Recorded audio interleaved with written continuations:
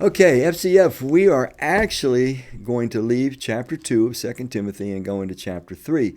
Now, mind you, it's only a 4-chapter book. It's Paul's last writing.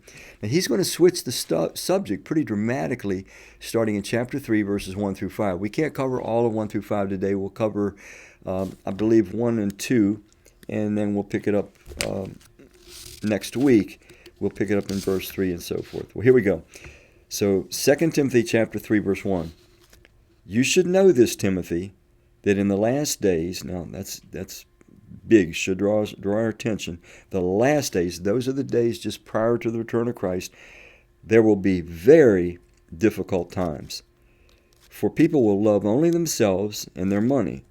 They will be boastful and proud, scoffing at God, disobedient to their parents, and ungrateful. They will consider nothing sacred.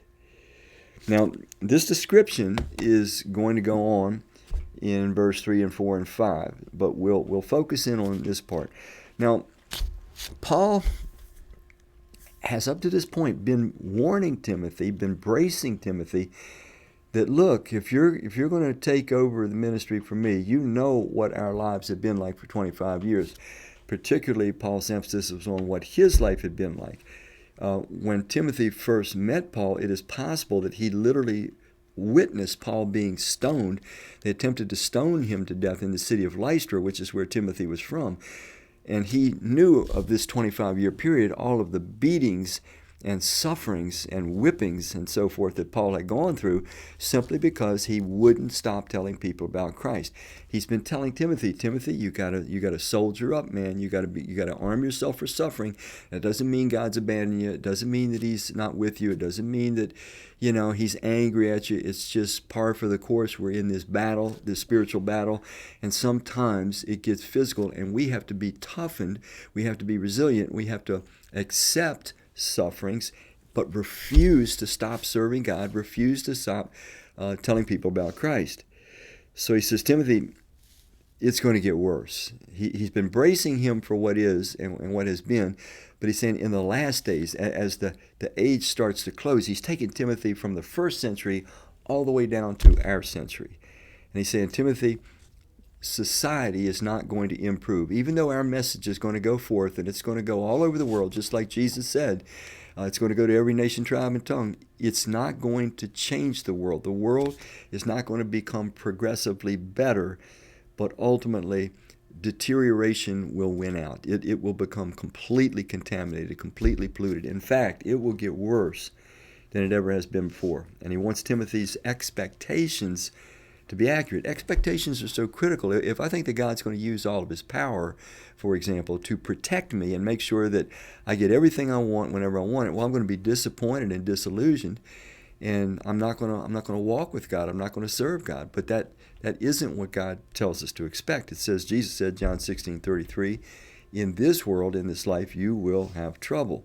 So he says in the last days, it's going to be not just difficult times, very difficult times. They're going to be difficult mostly because of the kind of people, the kind of conduct, the kind of personality type that's going to be normative at the time. And he starts to describe it. He says, for people will love only themselves and their money. So he's saying that first and foremost, people are going to become so self-involved, so self-absorbed, only concerned about themselves, so narcissistic, that this is going to make for a difficult society. When people care disproportionately more about themselves than they should, or more about themselves than another human being, you're headed for rocky times in any society like that. Once my love centers in on myself, once I have this narcissistic devotion to myself, well, I believe I'm entitled to anything I want, whenever I want it, how I want it. I'm entitled to better treatment than other people, and I start to dehumanize other people without even knowing what I'm doing. It's a very dangerous cycle. So he says people are going to be lovers of themselves, and they just lovers of money. The reason money is going to become prominent is because money brings power, and power to bring to ourselves a degree of pleasure, a degree of power, all the possessions we want. Many pleasures can be bought by money. prestige, all these various things. And so people are going to be very devoted to themselves, but then secondarily to money, because money will contribute to themselves, their self-gratification in life.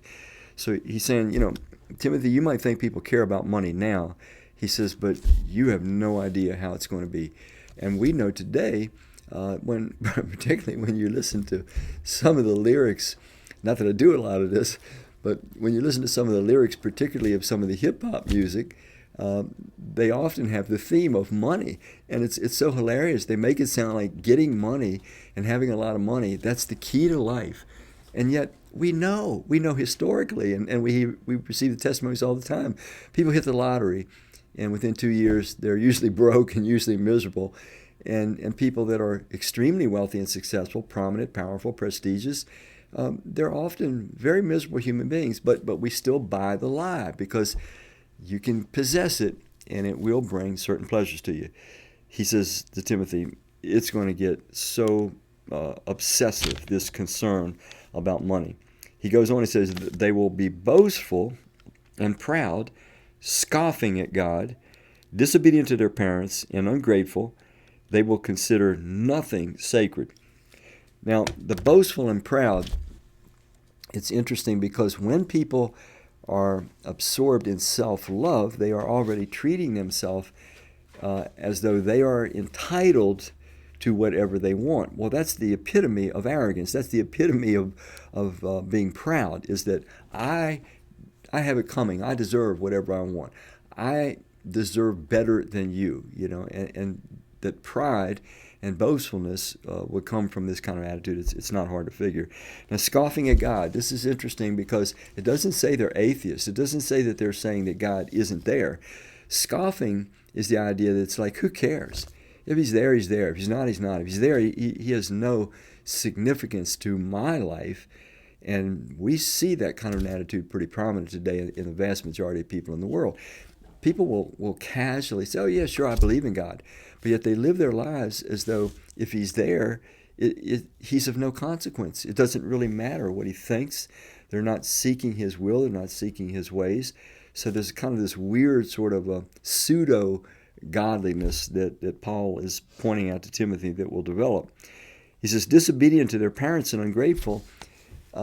This is an interesting thing, because through history, parents have been kind of revered by children, mostly because the children are so dependent upon the parents. But it says things are going to change, and children are going to become increasingly disobedient, and the idea there is disrespectful to their parents as well, and ungrateful. They're not going to be thankful that their parents, have cared for them, given them life, given them direction, nurture, anything. They're going to just take a lot for granted. It's going to become a hard, hostile culture, is what he's telling Timothy.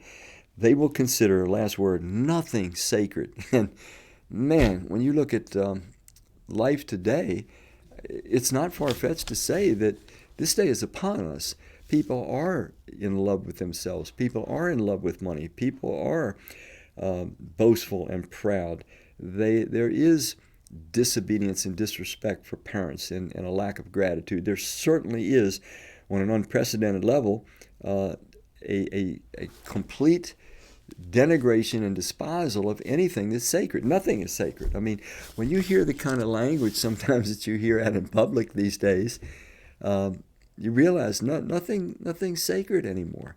Things that used to be talked about only privately and with reverence, with great respect, today are just treated as though they're everyday street conversations, and this shouldn't be. We see disrespect for God, authority, parents. We see disrespect for human government and structures that are meant to at least bring order to society and some degree of protection and functionality. We just see these things degrading consistently. And Paul's telling Timothy, he says, man, you need to know, Timothy, get your expectations adjusted.